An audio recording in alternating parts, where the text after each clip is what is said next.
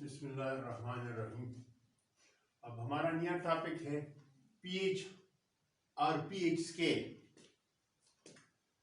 ये कंसेप्ट सॉरेंसन ने पेश किया था 1909 में, जब हाइड्रोजन आयन कंसंट्रेशन और ओएच आयन कंसंट्रेशन पे कंपैरिजन एसिडिक, बेसिक और न्यूट्रल कैरेक्टर का मुश्किल हो गया, तो सॉरेंसन ने उसको आसान बनाने के लिए ये पीएच स्केल पेश किया। पीएच को हम किस तरह डिफाइन करते हैं? Negative log of hydrogen ion concentration. Negative log of hydrogen ion concentration, ये इसकी डिफिनीशन है। इस डिफिनीशन से हम पीएच के लिए इक्वेशन लिख सकते हैं। PH is equal to negative log of hydrogen ion concentration. इस डिफिनीशन की मदद से इक्वेशन। अब इस इक्वेशन पर थोड़ा सा मैथ से अप्लाई करते हैं। यहाँ पे 1 हम लिख सकते हैं, तो -1 है, कोफिशिएंट -1 है। कोफिशिएंट को आप पावर बना सकते हैं और पावर को कोफिशिएंट बना सकते हैं। ये लॉग का कानून है। तो इसलिए ये -1 इधर ले आए, तो pH is equal to log of hydrogen ion concentration to the power -1। अब इसका पावर, हाइड्रोजन आयन कंसंट्रेशन का पावर -1 आया, ये न्यूमरेटर में है। इसको अगर मैं डिनोमिनेटर में लिख लूं 1/H आयन कंसंट्रेशन की शक्ल में, तो ये पावर +1 हो जाएगा। तो इधर +1 हो गया, जो हम आमतौर पर नहीं लिखते। pH is equal to log of 1 hydrogen ion concentration. ये एक इक्वेशन आया इसका, ये भी एक इक्वेशन है, और इसी तरह ये भी pH के लिए एक इक्वेशन। अब ये इक्वेशन हमें ये शो करता है कि pH और हाइड्रोजन आयन कंसंट्रेशन के दरमियान इनवर्स रिलेशन है। इसलिए मैंने लिखा है pH is inversely related to hydrogen ion concentration. लेकिन इससे पहले हमने ये पढ़ा था कि acidic character is directly related with hydrogen ion concentration. Hydrogen ion concentration ज्यादा हो तो ज्यादा एसिडिक होगा, ये कम हो तो कम एसिडिक होगा। इसलिए इन दोनों को मिलाकर हम ये लिख सकते हैं कि pH is inversely proportional to acidic character. Acidic character के साथ इसका इनवर्स रिलेशन।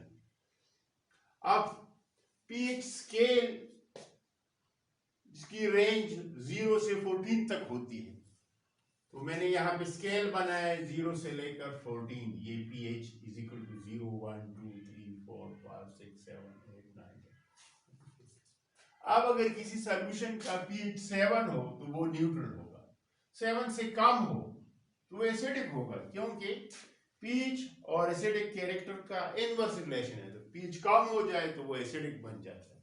तो ये आपको याद रखना चाहिए कि pH less than 7 shows that the solution is acidic. pH greater than 7 shows that the solution is basic. इस बुनियाद पर आप दो सॉल्यूशन की कंपैरिजन कर सकते हैं। एक का pH 2 है, दूसरे का 5 है, तो आप क्या कह सकते हैं? दोनों एसिडिक है। अब इसमें से एक कम एसिडिक है और एक ज्यादा एसिडिक है, तो जिसका pH सबसे कम दूसरे के मुकाबले में कम हो वो ज्यादा एसिडिक होगा। 2 वाला ज्यादा एसिडिक है और 5 वाला कम एसिडिक है। इसी तरह दो सॉल्यूशन है, एक का pH 9 है और दूसरे का 13 है, तो आप क्योंकि दोनों का 7 से ज्यादा है, आप कह सकते हैं कि ये दोनों बेसिक। अब इन दोनों बेसिक में कौन सा ज्यादा बेसिक है, कौन सा कम बेसिक है? तो जिसकी pH ज्यादा है, 7 से बहुत ज्यादा है, वो ज्यादा बेसिक होगा, और pH जिसकी 7 की नजदीक है, 7 से थोड़ा सा ज्यादा है, वो कम बेसिक होगा। तो इस तरह इसकी बुनियाद पर आप एसिडिक बेसिक कैरेक्टर बयान कर सकते हैं। इसी पैटर्न पे एक दूसरा स्केल भी बनता है, pH के बजाय हम उसको pOH और pOH स्केल कहते हैं। बिल्कुल उसी पैटर्न में डिफिनेशन है, negative log of OH ion concentration. उधर H आयन कंसंट्रेशन है, यहाँ पर OH आयन कंसंट्रेशन है। pOH is equal to negative log of OH ion concentration. ये इक्वेशन हम लिख सकते हैं। अब यहां पर भी 1 है, ये कोएफिशिएंट है, पावर की शक्ल में लिख सकते हैं। ये -1 उस तरफ ले आए तो पावर -1 हो जाए। अब इसको डिनोमिनेटर में लिखिए 1/OH टू द पावर +1 हो जाए। अब इस इक्वेशन से जिस तरह ये कि pH is inversely proportional to acidic character, POH is inversely proportional to basic character, आप लिख सकते inversely proportional to basic character. POH is inversely proportional to 1 by basic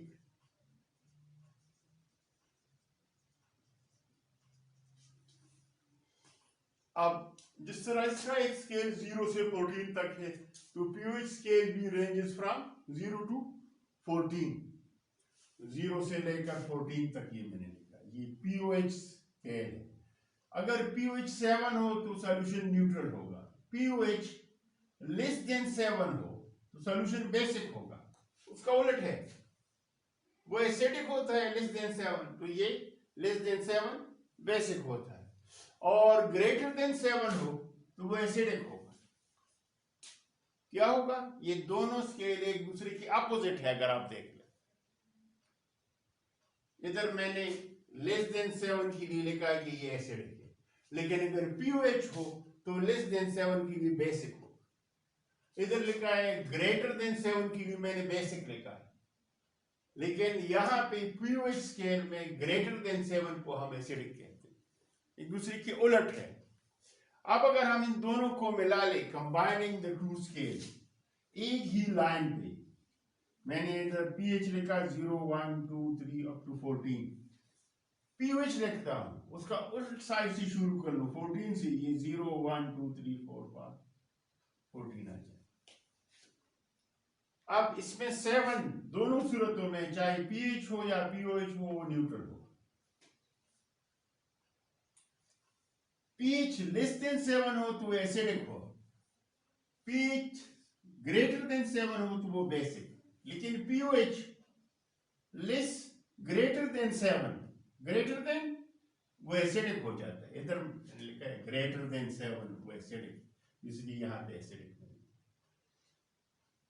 pOH less than 7, इस तरह यहां पे मैंने लेकिन लेस देन 7 बेसिक होता है, इधर भी बेसिक, तो दोनों कंबाइन कर ले तो न्यूट्रल के इस साइड पर भी एसिडिक और उस साइड पर भी, दोनों साइड ऊपर नीचे दोनों के लिए बेसिक हो जाएगा। लेकिन इसके लिए ये शर्त है कि ये आप उलट डायरेक्शन में लिखेंगे। यहां पे इन दोनों स्केल में मैंने 0 से लेकर 14 इस डायरेक्शन में, इसमें भी 0 से लेकर 14 इसी डायरेक्शन में, फ्रॉम लेफ्ट टू राइट। लेकिन यहां पे जो स्केल मैंने बनाए उसमें अगर pH लेफ्ट से राइट की तरफ है तो pOH राइट से लेफ्ट की तरफ है, उसका उलट बिल्कुल बनाया है, इसलिए ये एसिडिक एक तरफ आ गए और बेसिक दूसरी तरफ आ गए, दरमियान में न्यूट्रल आए।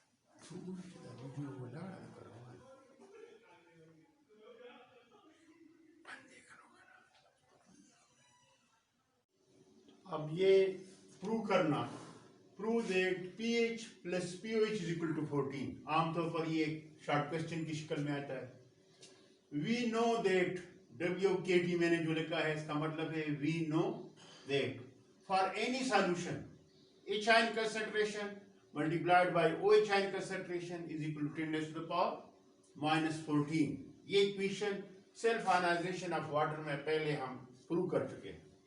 अब इस इक्वेशन का taking negative log of both side, दोनों साइड का लॉग नेगेटिव लॉग ले लें, तो यहां पर मैंने सिर्फ नेगेटिव लॉग लिख लिया और ये साइड लिख लिया इज इक्वल टू अपनी जगह पे, यहाँ पे नेगेटिव लॉग लेफ्ट लिख दिया और 10⁻⁻14 अपनी जगह। अब इसमें यहाँ पे ये मल्टीप्लाइड है, तो सेपरेट लॉग की शक्ल में ये साइड में लिखना चाहता हूँ। तो नेगेटिव लॉग हाइड्रोजन आयन का अलग ले लूंगा, negative log of hydrogen ion का मल्टीप्लाइड की जगह मैंने प्लस निशान लगाया। अब OH का भी नेगेटिव लॉग लेना चाहिए, तो मैंने negative log of OH ion लिखा और ब्रैकेट में लिखा उसको, ताकि इस प्लस से उसका फर्क हो सके। इज इक्वल टू वो -14 यहाँ पे पावर है, वो आप कोएफिशिएंट लिख सकते हैं, तो इसलिए मैंने एरो लगाकर आप इधर लिख सकते हैं -14 और ये -log10 अपनी जगह, ये -log हाइड्रोजन आयन कंसंट्रेशन अपनी जगह पे, ये प्लस साइन अपनी जगह पे, ये ब्रैकेट के अंदर -log OH आयन अपनी जगह पे, is equal to minus into minus plus आ जाएगा ये, और 14log10। अब इस इक्वेशन में ये हिस्सा pH के बराबर है, इसको pH कहते हैं, और इस हिस्से को pOH कहते हैं, और log10 हमेशा 1 के बराबर होता है अगर आप टेबल में देखें, तो इसलिए मैं लिख सकता हूं but negative log of hydrogen ion concentration is equal to pH and minus negative log of OH ion concentration is equal to pOH and log10 is equal to 1।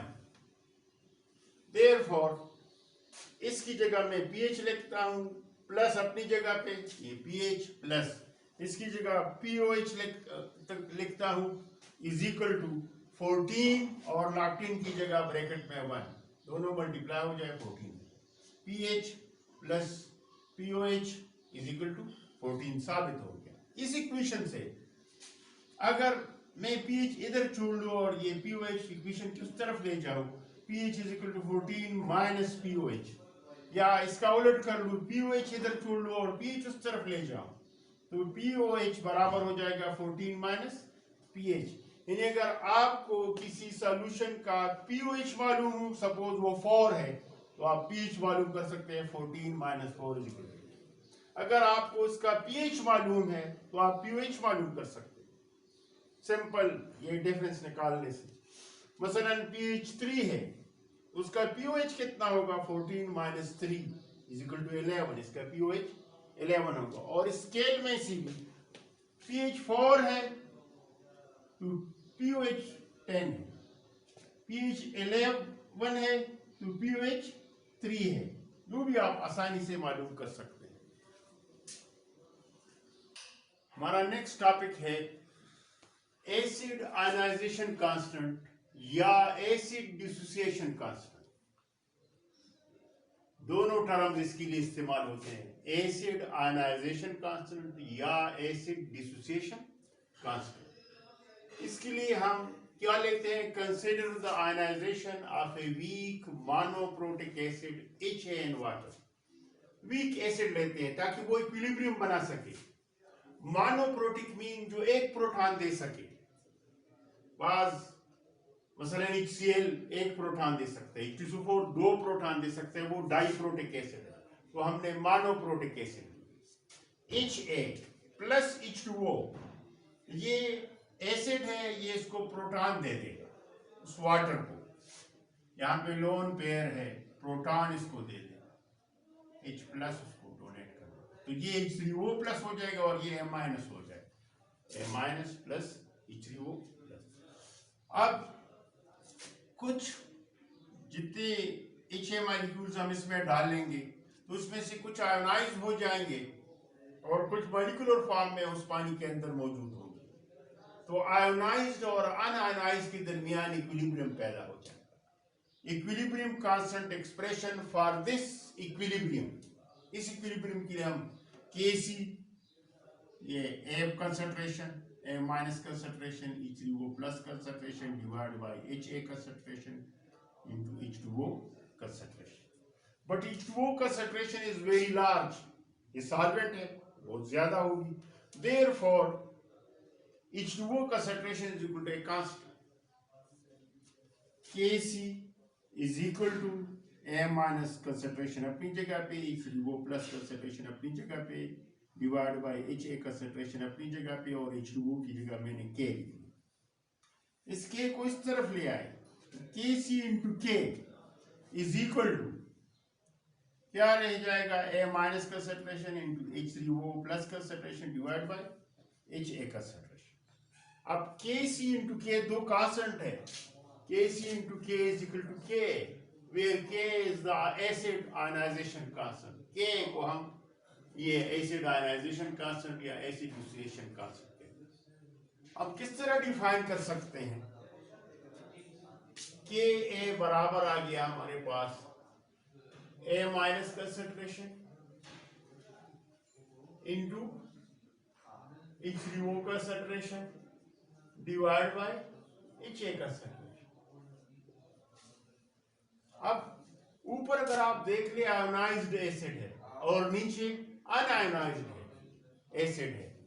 ऊपर आयोनाइज्ड एसिड की मोलर कंसंट्रेशन को show करता है और नीचे unionised acid की molar concentration है। तो हम डिफाइन कर सकते हैं रेशियो बिटवीन, बीटी में बिटवीन के लिए लिखता हूं, the molar concentration of ionised acid and unionised acid is called के।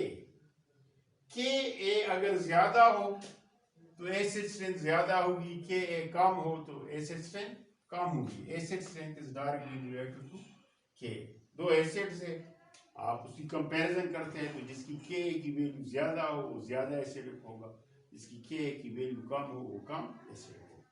Greater the value of Ka greater will be the acid strength and vice versa. और इसका उलट भी हो सकता है। इसी तरह dissociation exponent of N acid,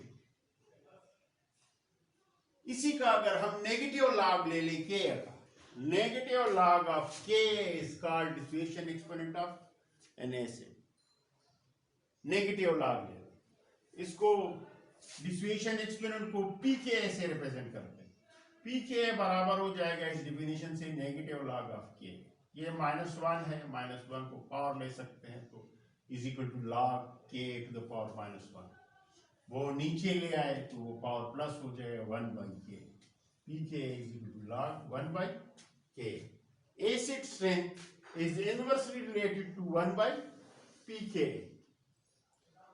K के साथ डायरेक्ट रिलेशन है एसिड स्ट्रेंथ का और Pa के साथ इनवर्स रिलेशन है। Greater the value of pK, less will be the acid strength and vice versa.